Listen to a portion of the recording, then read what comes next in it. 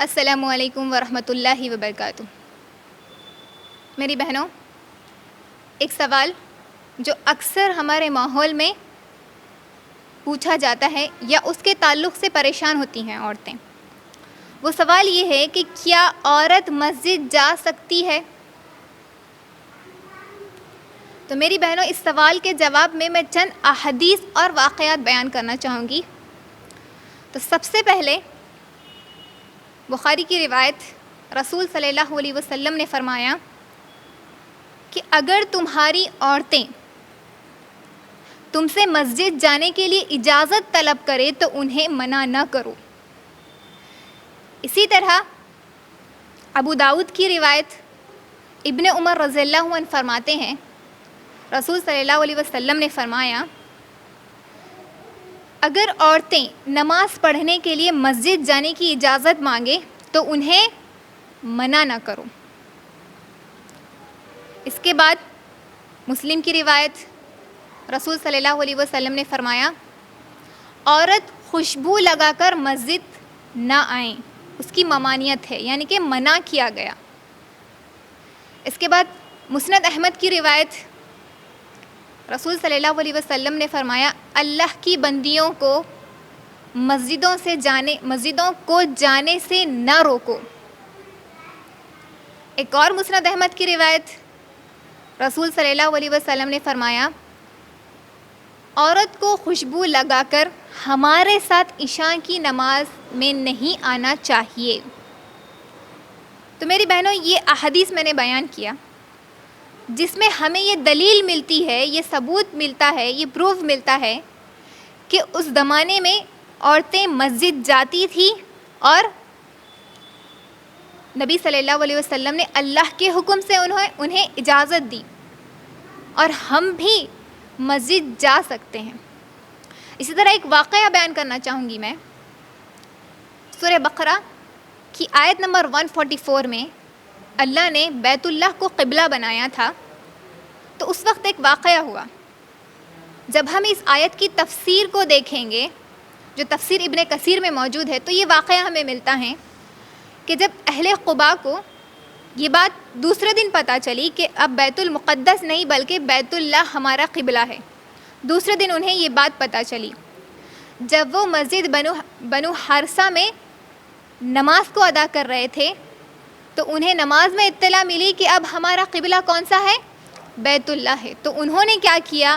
نماز ہی کی حالت میں گھوم گئے، اور اس گھومنے کی وجہ سے وہ بیان کرتے ہیں کہ مرد عورتوں کی جگہ پر آ گئے اور عورتیں مردوں کی جگہ پر آ گئے۔ تو اس واقعے سے یہ بات ہمیں معلوم ہوتی ہے کہ عورتیں مسجد جاتی تھیں، اور جب یہ واقعہ نبی صلی اللہ علیہ وسلم کو معلوم ہوا تو وہ خوش ہوئے، فرمایا یہی ہے جو ایمان بالغیب رکھتے ہیں۔ تو ان احادیث اور اس واقعے سے یہ بات واضح ہے، بہت کلیئر ہے، سمجھ سکتے ہیں کہ عورتیں مسجد جاتی تھیں اور جا سکتی ہیں۔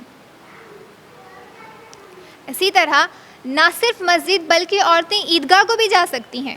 عید کی نماز ادا کرنے کے لیے عورتیں عیدگاہ میں بھی جا سکتی ہیں۔ بخاری کی روایت ام عطیہ رضی اللہ عنہ فرماتی ہیں ہمیں حکم دیا گیا کہ ہم عید کی نماز کے لیے نکلیں، حالانکہ اگر ہم حیض کی حالت میں ہی کیوں نہ ہوں، تو ہمیں کیا کرنا ہے؟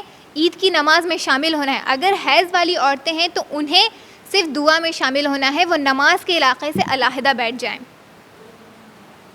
تھوڑا الگ ہو کر بیٹھ جائیں، لیکن انہیں حکم دیا گیا کہ وہ عید کی نماز میں شامل ہو، دعا میں شامل ہو۔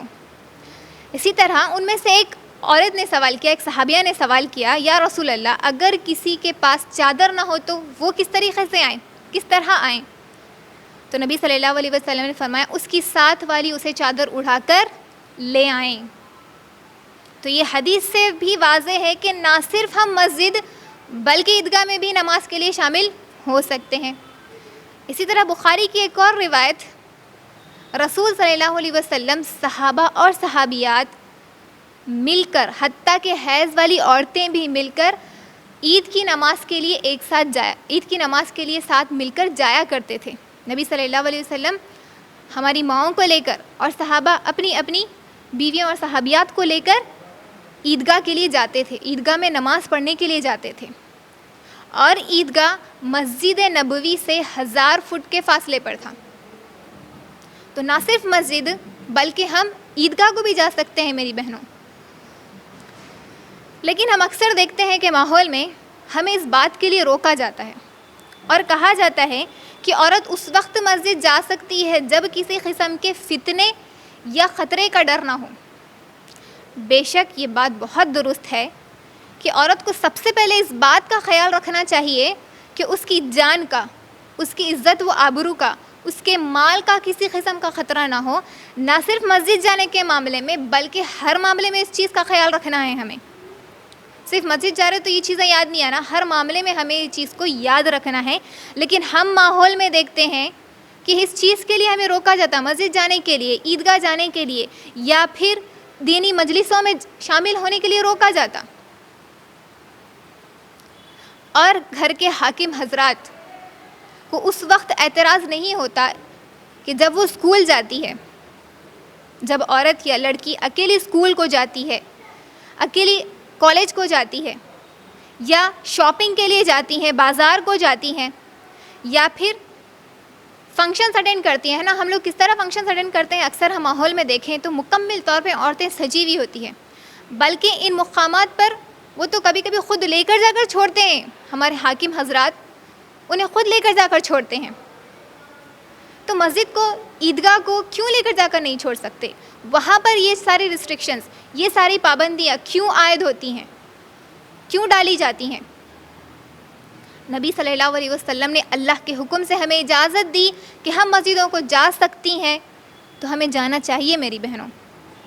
اور میں کہتی ہوں کہ ہمارے جو حاکم حضرات ہیں ہر گھر میں، انہیں تو چاہیے کہ وہ اپنی عورتوں کو کیا کریں، انہیں کہیں کہ جائیں آپ اور مسجد میں عبادت کریں، اس موقع کو نہ گنوائیں.